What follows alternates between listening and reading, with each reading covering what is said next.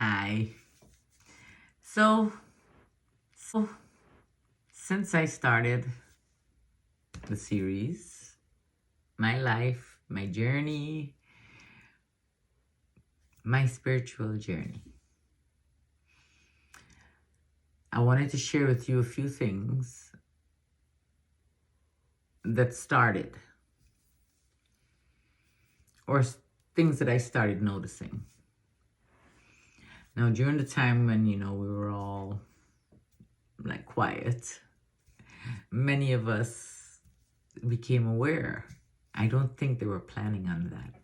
But anyway, so one of the things that happened, I was living in an apartment complex at the time, and a lot of people who were living there, they worked for various organizations, the hospital, the Salvation Army, food banks, grocery stores. And as you know, there were no protection, and it was a requirement to have masks. Now, my grandmother, she was a very good seamstress. She was the best seamstress in my country. And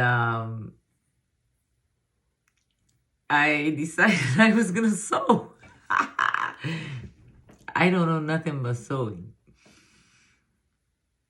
I tell you, I made masks for everybody, Didn't know I had it in me. I broke like 40 needles, but I made them, and they were well made, and they were cotton.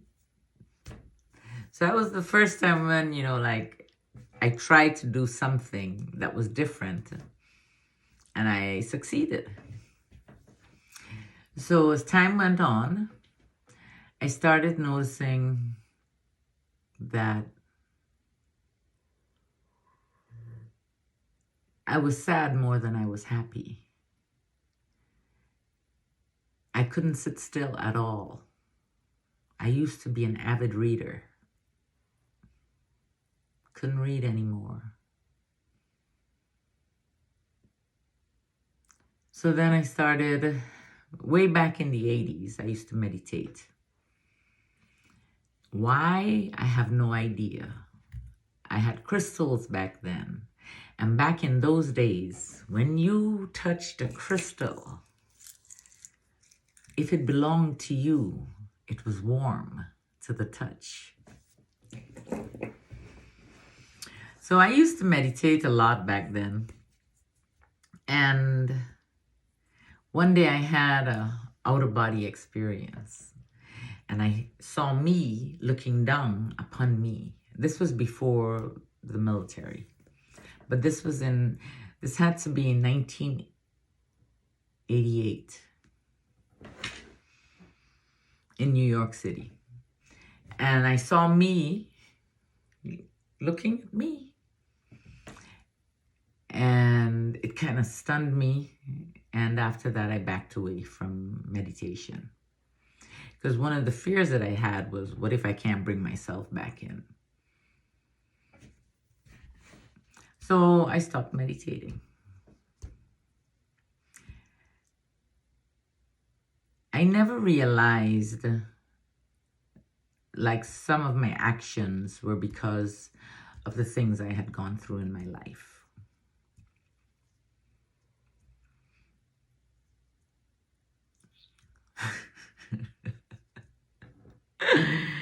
Oh my. I don't even know where to start with my story. So my stories will be jumbled.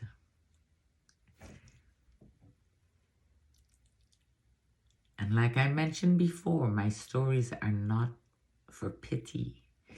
My stories is to let you know that I am here for you and I will listen. Okay? I don't ever want you to feel like you don't have someone.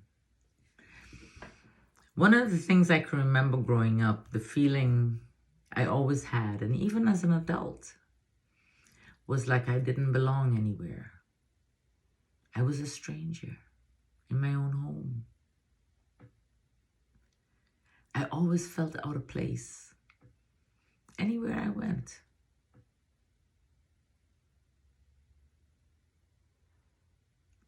It didn't seem right. I trusted. Oh, I trusted people. But that's part of the lesson also. I started writing my life story when I was 16 years old. I'm missing a few pages from it. I mean, it's been many, many years. I came across it.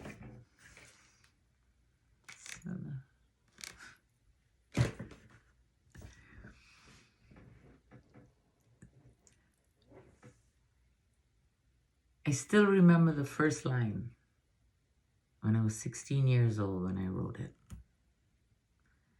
I remember feeling that the whole world was against me. I had gotten SA'd when I was 13. I had never been touched before. I hid it. And it was me and my best friend that it happened to. And my country is real small and everybody knows everybody. So stories, once you open your mouth and you say something, everybody knows. We kept it a secret, and the person responsible, or one of the persons responsible, decided they were going to go to my father and tell my father that I was not a virgin. 13 years old. And my father believed this ass. My father believed him. My father came home that day. For some reason that day I didn't go to school. I knew it. From the time he came across the bridge and I heard him, I knew he knew. And when he came home and he said, Michelle, get in here. And he closed that door, his bedroom door behind me, I knew he knew.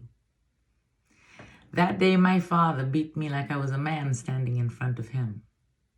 That day I shed no tears. For every time he knocked me down, I stood back up and I told him, hit me again. I showed him who I was. I wasn't scared. When my father was finished with me, I couldn't even walk. I remember limping barely to the kitchen. There was a stool in the kitchen. And sitting there, and as my father was leaving the house, my father wore these big, anybody who's from Guyana will know what I'm talking about. They wear these big gold nugget rings. My father turned it around, and as he was passing me, my father slapped me onto my neck. And then he turned it back the right way, and he backhanded me again onto my neck. I have 2 scars on my neck. I don't know if it was because of those blows, but I've always had problems with my lymph nodes there, you know? But that's one of my stories. Many more to come. And remember, you do have someone to talk to, okay? I love you guys. You know how to reach me. And I will chat with you soon. Bye.